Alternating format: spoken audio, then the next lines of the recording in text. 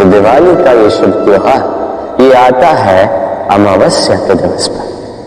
अमावस्या जिसे हम अशुभ मानते हैं। कभी सोचा है कि क्यों श्री राम ने अमावस्या का दिवस ही चुना होगा अयोध्या पुनः लौटने के लिए? एक दिवस पश्चात या एक दिवस पूर्व भी तो आ सकते थे, क्योंकि वो इस संसार को एक संदेश देना चाहते थे कि मुहूर्त नहीं, कर्म बड़े। यदि आपके कर्म बड़े हो, शुभ हो, तो अमावस्या की ये रात्रि ये भी दीपों से सजकर दिन बन सकती है। तो मुहूर्त विचारे ना विचारे, चयन आपका है, किंतु अपने कर्म विचारे ये मेरी मंत्रणा है।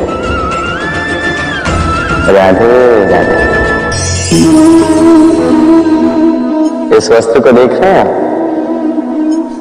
इसकी बुनाई, इसकी कढ़ाई, इसकी सज्जा कितनी सुंदर लगे, कितना स्वच्छ, कितना सुलझा हुआ है।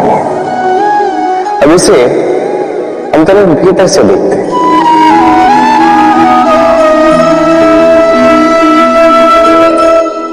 क्या आप भी वही देख रहे हैं जो मैं देख रहा हूं? यही होता है हमारे व्यक्तित्व के साथ भी, यही होता है। ये सारी उलझनें जो है, हमें सुलझने के लिए उलझनों का सामना करना ही पड़ता है। इन उलझनों से कभी भयभीत मत होइए, ये बस आपको एक सुलझे हुए मार्ग की ओर ले जाएंगे। राधे राधे। हाथ के भी कितने रूप होते हैं।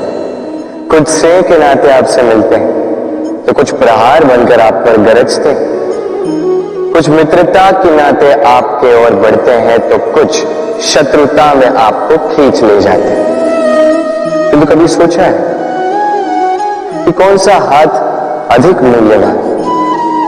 जब आप सफल होते हैं, जब आप शुभ कर्म करते हैं, तब कुछ हाथ आपके लिए तालियां बजाते हैं, और कुछ हाथ ऐसे होते हैं जो आपके कंधे पर रखे जाते हैं जब आप जीवन में सबसे अधिक असफल होते हैं, जब आप टूट जाते हैं। तो तालियां बजाने वाले ये हाथ, आपकी प्रशंसा करने वाले ये हाथ, इससे कहीं अधिक मूल्यवान है वो हाथ जो आपको तब सहारा देते हैं जब आप वो समय व्यतीत कर रहे हैं जो कोई नहीं करना चाहता।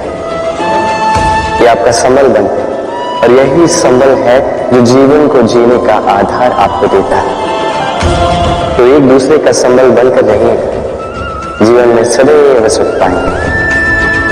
राधे।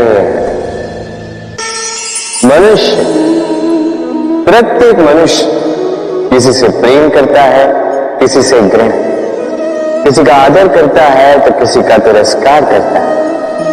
मनुष्य कुछ भी हो सकता है, स्वस्थ हो सकता है, रोगी हो सकता है, धनी हो सकता है, निर्धनी हो सकता है, मित्र हो सकता है, शत्रु भी हो सकता है, यदि कुछ नहीं हो सकता तो अस्पर्श, छुआछूत ईश्वर की दृष्टि में सबसे बड़ा पाप है।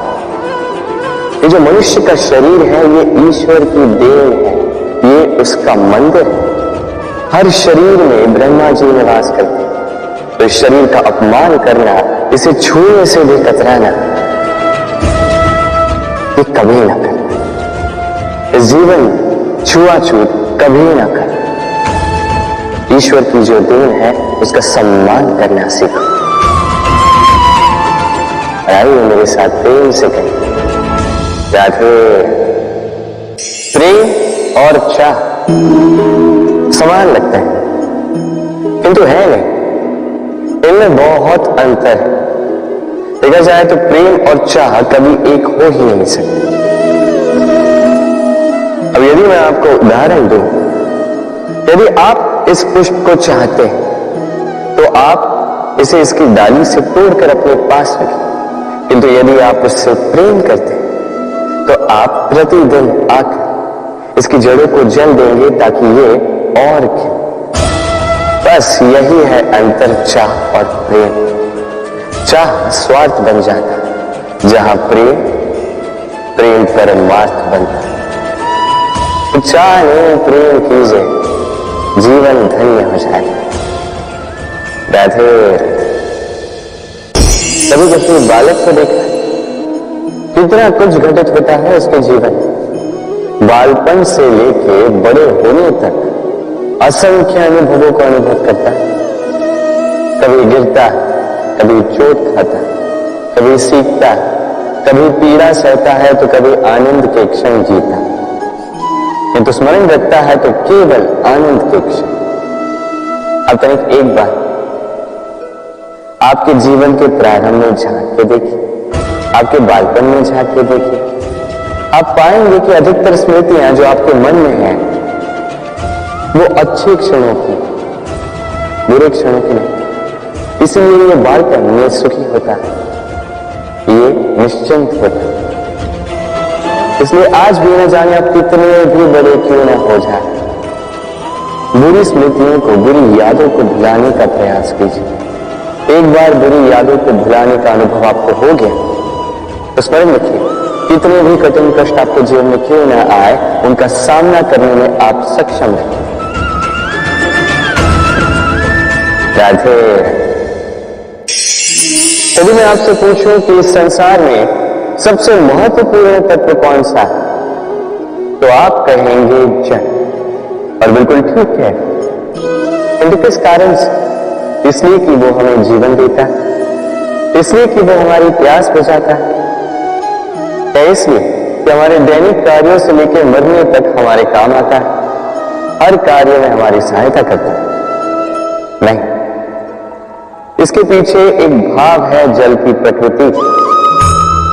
सोचिए, सागर का ये जल सूर्य के ताप को सहकर वाष्पित होता है, फिर ऊपर जाकर मेघों में समा जाता है, फिर मेघों के साथ एक लंबी यात्रा तय कर कई पर्वतों से टकराकर वर्षा बनकर इस धरा पर बरसता है। फिर इस धरा के अंग इसकी मिट्टी को स्वयं में समा लेता है। मनुष्यों द्वारा, अन्य जीवों द्वारा जो गंदगी फैल चुकी है उसे स्वयं में समा लेता है और फिर अग्रसर होता है पुनः सागर की ओर, सागर में समा जाता है। किंतु फिर भी पुनः वाष्पित बनते समय उस गंदगी को वहीं छोड़ देता है, उस गंदगी को अपने साथ लेकर नहीं जाता। बस यही जल की प्रकृति है जो उसे महान बनाती है। आप भी अपने जीवन में अपना कर्म कीजिए, महान कर्म कीजिए, पुरुषार्थ कीजिए। इन पुरुषार्थ के साथ जो अहम आता है उसे अपने सात्विक में ना दें, उससे परे आप स्वयं को जल की भांति हल्का पाएंगे। राधे राधे। चिंता, सभी कहते हैं चिंता नहीं करनी चाहिए, किंतु चिंता सभी करते हैं। जो वृद्ध व्यक्ति होता है वो अपने अतीत की आज से तुलना करके चिंतित रहता है। जो युवक होता है वो भविष्य के विषय में सोचता है, अपने लक्ष्य को कैसे प्राप्त किया जाए इस विचार में चिंतित रहता है। एक बालक ही है जिसे ना भविष्य की चिंता है, ना भूतकाल का दुख। और ऐसा क्यों? क्योंकि वो केवल वर्तमान में जीता और इसीलिए वो सबसे अधिक सुखी है। यदि आप अपने आज पे काम करते हैं, उसमें जीते हैं, उसे ठीक करते हैं, उसे और अच्छा बनाते हैं, तो आपका भूतकाल भी और आपका भविष्य भी अपने आप ठीक हो जाएंगे। आइए मेरे साथ प्रेम से कहें, राधे।